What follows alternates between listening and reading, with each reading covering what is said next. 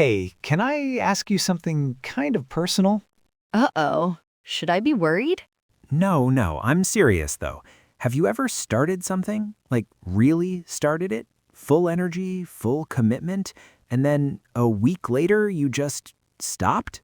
Oh, wow. Are we already going there? Yeah, honestly, all the time. Right? Like, why does that happen? Why do we start things with so much excitement and then just disappear on ourselves? That's such a good question. It's like you're your own worst enemy. You want to change, you start to change, and then something just breaks. Exactly. And today, that's what we're talking about. Why is it so hard to stay consistent? So, welcome back, everyone, to Daily English with Buddy. I'm Carrie. And I'm Mac, and today we're diving into something that I think every single person listening can relate to. 100%. Consistency, or the lack of it. Yeah, and look, we're not here to judge anyone. We've both been there. Oh, I'm still there sometimes, honestly. Same. But I think what makes this topic really interesting is that it's not just about being lazy or having no willpower. There's actually a lot more going on. Yeah, and we want to break it down today in a way that actually makes sense. No complicated psychology terms, just real talk. Real talk. That's our whole thing. Okay, so where do we start? Let's start with the basics. Why is consistency hard in the first place? Okay, so here's the thing. I think the number one reason consistency is hard is because results take time, like real time. Yes, and we live in this world where everything is instant. Food delivery in 20 minutes, streaming any show right now, information in 2 seconds. So our brains kind of forget that some things don't work that fast. Exactly. Like you go to the gym once and you expect to see a six-pack the next morning, and when that doesn't happen, You stop going. You stop going. I mean, I'm laughing, but that was literally me. I joined a gym in January, the classic new year, new me moment, and I went for maybe 10 days. 10 days. And then I just didn't go back. no judgment, because I did the same thing. Twice. I think I paid for a gym membership for 3 months and went maybe 4 times total. 4 times in 3 months. Don't look at me like that. But honestly, it's because I had no patience. I wanted to feel different immediately. And when I didn't, I thought, okay, this isn't working. And that's the trap, right? That feeling of this isn't working, when actually it is working. It's just working slowly. So let's talk about that, the whole instant gratification thing, because I feel like it's gotten so much worse in the last few years. Oh, for sure. Social media is a big part of it, I think. Like you post something and you get a like in 2 seconds, your brain gets a little reward, dopamine hit. And then you study for 30 minutes and nothing happens. No reward, no dopamine. So your brain is like, okay, I'd rather go back to the phone. Honestly, that explains so much of my life. Same. And the worst part is, the stuff that's actually good for you, studying, exercising, saving money, all of it is slow. All of it requires you to delay that reward. And delaying rewards is really hard for humans, like scientifically hard. Our brains are not wired for it naturally. Right. So you have to almost train yourself to be okay with not seeing results right away, which is easier said than done. Much easier said than done. Okay, what about motivation? Because everyone always talks about stay motivated, but I feel like motivation is actually pretty unreliable.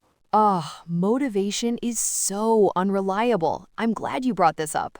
Like, motivation gets you started, but it doesn't stay with you.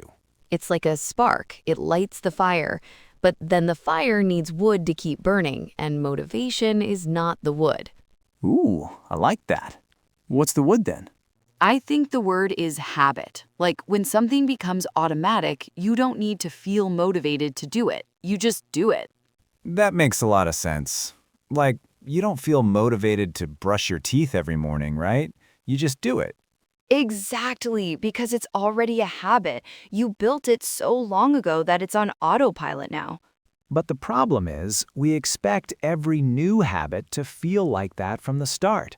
We expect the gym to feel like brushing teeth. And it doesn't. At first, everything new is uncomfortable. It takes effort, and we mistake that discomfort for a sign that something is wrong. Instead of a sign that something is growing. Yes, exactly. Discomfort is actually a sign of growth, but it rarely feels that way in the moment. Okay, can we just talk about some real examples? Because I want people to really feel this. Yes, please. All right, first example, the classic gym in January. Every single year, gyms are packed in the first 2 weeks of January. Full, like you have to wait for equipment. And then by February 1st, Empty. completely empty. Where did everybody go? I mean, I've been one of those people. You feel super inspired on January 1st. You buy new shoes, new water bottle, new workout clothes. The outfit is very important. And then you go a few times, you're sore, it's cold outside, the routine doesn't fit your schedule, and slowly you stop. What about studying? Because I feel like that one is super relatable for anyone learning English right now. Oh yes, this is a big one. You plan to study for 1 hour every day. Day 1 goes great. Day 2, okay, maybe 30 minutes. Day 3, you open the book, you see your phone, and suddenly you've been scrolling for 45 minutes. And then you feel guilty, so you close the book, because now studying feels bad. Right, the guilt makes it worse. And then day 4, you just don't even open the book. And then you think, I'm just not the kind of person who studies, which is such a dangerous thought. We're gonna come back to that idea. But yes, so dangerous. What about waking up early? Because I tried this. I set my alarm for 5 a.m. Oh no, how many days? 3. I lasted 3 days. Day 1, great, felt amazing. Day 2, hard, but I did it. Day 3, I turned off my alarm in my sleep. I didn't even remember doing it. Your subconscious said no. My subconscious was absolutely not on board. And what about saving money? Because that's another one where people start strong and then fall off. Yes, you make a budget, you're excited, you track every single thing you spend for like 2 weeks, then one day you buy something small and don't track it, then something bigger, and then the whole system falls apart. It's like if you can't be perfect, you might as well not try at all. That all or nothing mindset, that's a killer. Can we talk about fear for a second? Because I think fear plays a huge role in why people don't stay consistent. Yeah. What kind of fear, though? Fear of failing. Like you stop before you can fail. If you never really try, you never really fail. Oh, that's deep and kind of sad. It is, because the thing is, quitting feels safer than failing. Quitting feels like a choice. Failing feels like proof you're not good enough. I've definitely done that.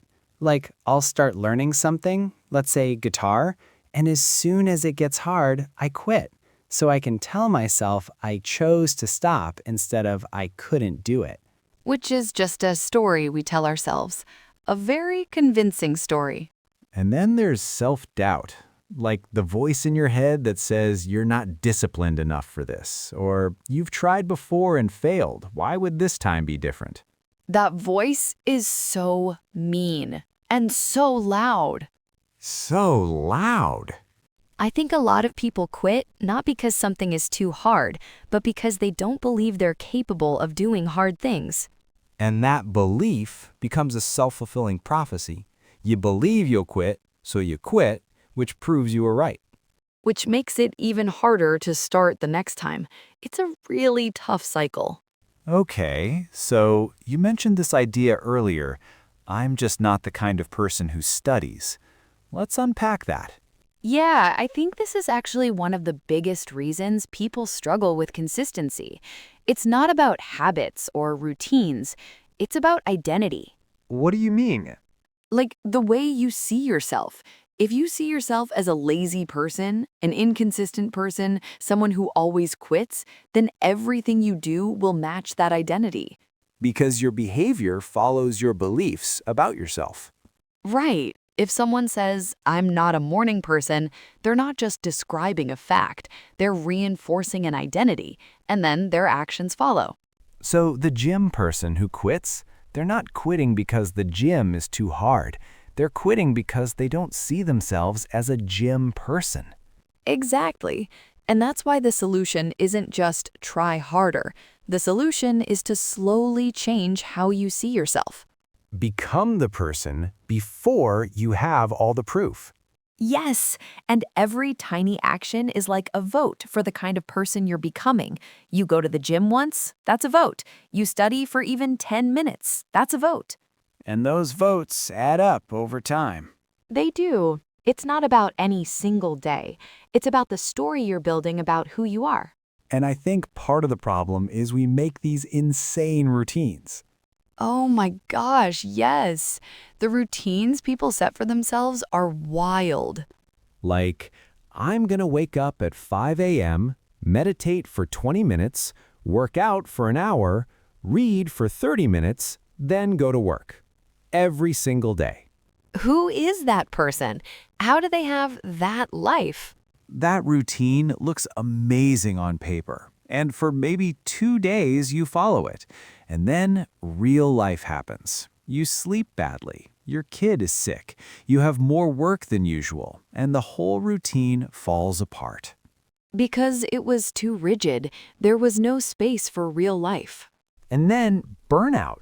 I feel like people don't talk about burnout enough when it comes to habits. Burnout is so real. You try to change everything at once, you push yourself so hard for a short time, and then your body and mind just say, enough, we're done. And then you rest, which is fine, but it can feel like failure. And if it feels like failure, you struggle to start again, so the break becomes permanent. Yeah, okay, I think we've done a great job of explaining all the ways things can go wrong. Should we talk about solutions now? Please, let's give people some hope. Okay, so the first thing I've really started to believe in, and I know this sounds almost too simple, is start small, like embarrassingly small. Tell me more. Like if your goal is to exercise, don't start with an hour. Start with 5 minutes, literally just 5 minutes. Put on your shoes and do 5 minutes. And that actually works? It sounds too easy, but yes, because the hardest part is starting. Once you start, most of the time you'll keep going. But even if you don't, 5 minutes is still a win. And 5 minutes every day beats 0 minutes 3 times a week. Exactly. Because you're building the habit of showing up, not the habit of doing a certain amount. I love that. I feel like so many people skip the gym because they only have 20 minutes and they think that's not enough. But 20 minutes is infinitely better than 0 minutes. 100%. Start so small that it feels almost silly. That's the key. And then there's the identity piece we talked about earlier. I think this is actually the most powerful thing you can do. Building the identity before you have the evidence. Yeah, like instead of saying, I want to run a 5K, start saying, I'm someone who runs, even if you only ran once this week, even if you ran for 5 minutes. Because every time you act in line with that identity, you reinforce it. And it stops feeling like discipline, it starts feeling like just who you are. I'm an English learner. I'm someone who practices every day. I'm a person who saves money, even when the actions are small. Yes, small actions, but identity-level thinking. And this one I feel very strongly about. Consistency over perfection. Please let go of perfect. Oh, perfection is the enemy. Missing one day is not failure. Missing 1 week is not failure. Failure is giving up completely. Missing a day and coming back is just normal. It's so normal. Even the most consistent people in the world miss days. Athletes miss workouts. Students miss study sessions. The difference is they don't let one miss turn into two, which turns into a week, which turns into, I guess I quit. They just come back. No guilt, no drama, just come back. Never miss twice. That's a rule I've heard that I really like. One miss is an accident. Two misses is the start of a new habit, the habit of not doing it. Ooh, that's a really good way to put it. Can we also talk about making routines flexible? Because I think rigidity is such a trap. Yes, your routine doesn't have to happen at the exact same time every day. It just has to happen. Like, I will study English for 20 minutes today. That can happen in the morning, at lunch, at night, on the bus. It just has to happen. And if life gets crazy, you can do a smaller version. Can't do 20 minutes? Do 5. Something is always better than nothing. Minimum effective dose. Just enough to keep the habit alive. Love that phrase, minimum effective dose. And then tracking. Tracking is underrated. Tell me why. Because when you can see your progress, it motivates you to keep going. Even if you can't see external results yet, like your body hasn't changed, your English hasn't improved hugely, you can still see your streak. Your streak, yes. Like I've studied 15 days in a row. That feels really good and you don't want to break it. Don't break the chain. It's a simple thing, but it works. Even just putting an X on a calendar every day. And then accountability, telling someone else your goal. Yes, because when it's just in your head, it's easy to give up quietly. But when you've told a friend or posted it publicly, there's something at stake. You feel responsible, and some people really respond to that external pressure. I know I do. The moment I tell someone I'm doing something, I'm way more likely to do it. Find your accountability style. Some people want a partner. Some people want a group. Some people just need to write it down somewhere they'll see it. Whatever works for you, because the goal is just to make it harder to quit. Can I get a little real for a second? Always. I think one of the hardest things about consistency isn't starting. It's coming back after you've stopped. Because when you've been gone for a while, the guilt is so heavy. Oh yeah, that guilt is brutal. Like you stopped going to the gym for 3 weeks, and now you feel like you have to explain yourself before you go back. Like, I know I've been gone, I know I messed up, I'm sorry. To who? To the gym? I know it sounds ridiculous, but it feels that way, and that guilt keeps people from returning. Because returning feels like admitting you failed, when actually returning is the brave thing. Exactly. Returning is hard. Staying gone is easy. Pressing restart when you feel embarrassed, that takes real courage. I think we also need to be gentler with ourselves. Like we beat ourselves up so much. I should be further along. I should be more disciplined. Why can't I just do the thing? And that self-criticism, it doesn't help. It makes it worse. It does. I've noticed that when I'm really mean to myself about something, I'm less likely to try again, not more. Because shame shuts us down. It doesn't motivate us. Compassion is actually what gets us moving. And I think the frustration of why can't I be consistent often comes from comparing yourself to this perfect version of you that doesn't exist. The version of you that has everything figured out, that never struggles, that always shows up. That person isn't real. The real version of you tries, sometimes fails, feels frustrated, and tries again. And that's actually enough. That's really enough. All right, before we wrap up, what's the one thing you want people to take away from today? Just one thing? Give us your best one. Okay, I think consistency isn't about being perfect. It's not about never missing a day. It's about showing up more often than you don't. I love that. It's about coming back when you've been gone. It's about doing the small thing when you can't do the big thing. It's about caring enough to try again. And for me, I want people to remember that motivation is a feeling. It comes and goes, but habits are built through action, not feeling.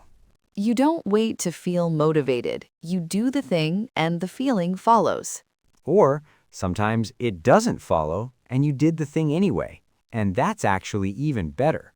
Because you proved to yourself you can do hard things. To everyone listening right now, whether you're learning English, trying to get fit, saving money, studying for an exam, whatever your thing is, You don't have to be perfect.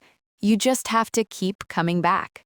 one day at a time, one small step at a time. And hey, the fact that you're listening to this right now, that's already you showing up. That counts. That absolutely counts. All right, that's it for today's episode of Daily English with Buddy. Thank you so much for spending this time with us.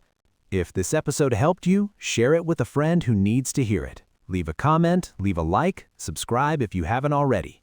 And we'll see you next time. Stay kind to yourselves. See you next time, everyone.